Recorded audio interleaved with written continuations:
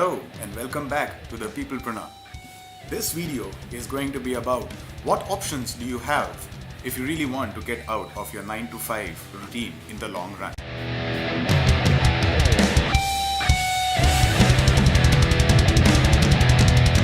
A lot of you have asked me, what are the options? Well, you told us to get out of 9 to 5 or build a parallel stream from 9 to 5. Before we get into that, let me just share with you what I do for a living today, 4 years after coming out of my 9 to 5. So I am a corporate facilitator. I do corporate training in leading organizations across the country.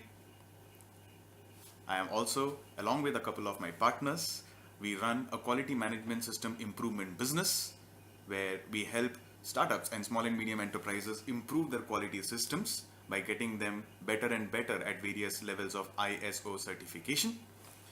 And I also have a platform where normal people like you and me are mentored by us to become entrepreneurs along with what you do today. So yes, let's come to the point. What options do we have when we want to get out of 9 to 5 or build a parallel stream apart from my 9 to 5 job? What I have understood in this journey is it's not about the options. Options are many, and I realized it once I stepped out of my job.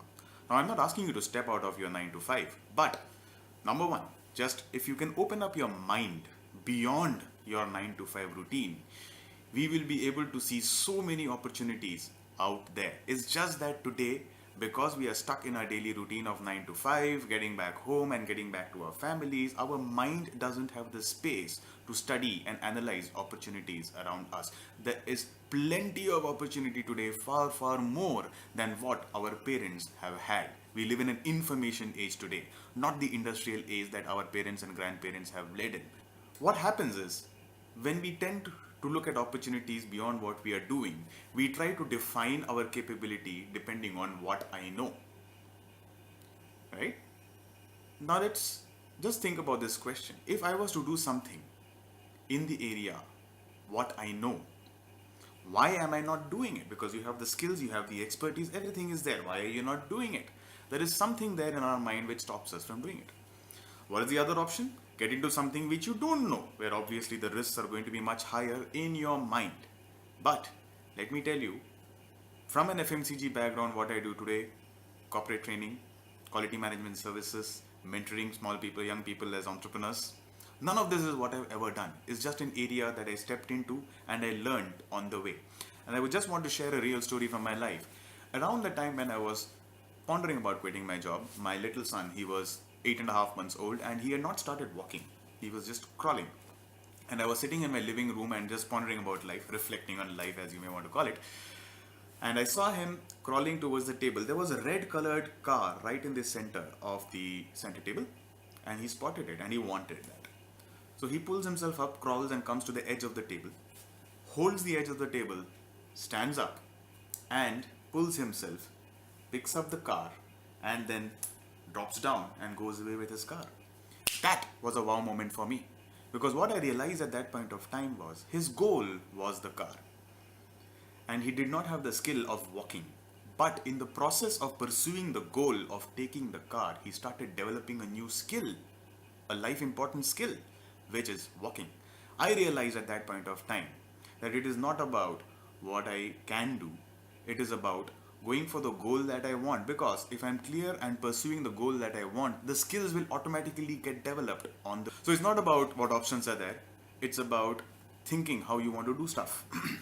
So let's take about two options. A lot of people are probably stuck because they want to do something new. Now let me tell you, it's not about doing something new. There are two options. One, do a better job than other people doing something which is widely available. Or wait for being super creative and start something new. Obviously, the risks are much higher in the second one.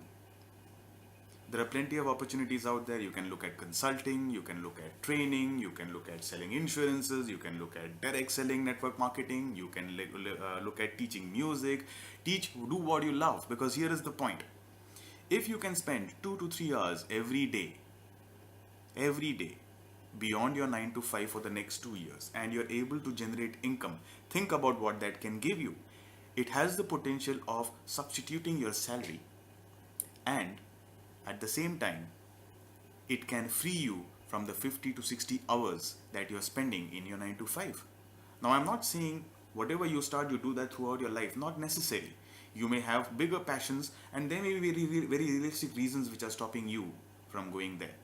But if you can free yourself from the 50 to 60 hours that you're putting in your 9 to 5, and you have the financial backup which you have created smartly over the next 2 years, what stops you from going ahead and pursuing something bigger? Okay, so that's my point here. I hope you got something very useful. Have a great week. The Peoplepreneur signing off. Life is not about choices coming to us. It's all about choices we take. Take care.